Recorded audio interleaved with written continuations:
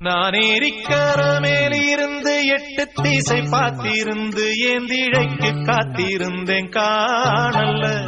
மணி 7 8 ஆன பின்னும் ஊரடங்கி போன பின்னும் சோறு தண்ணி வேணும்னு தோணல்ல. என் தெம்மாங்கு பாட்ட கேட்டு தெங்காத்து ஓடி வந்து சூதாக போக வேணும் அக்கறையில. நான் உண்டான ஆசைகளை உள்ளார பூட்டி வச்சு பொத்தேல வாடுறேனே.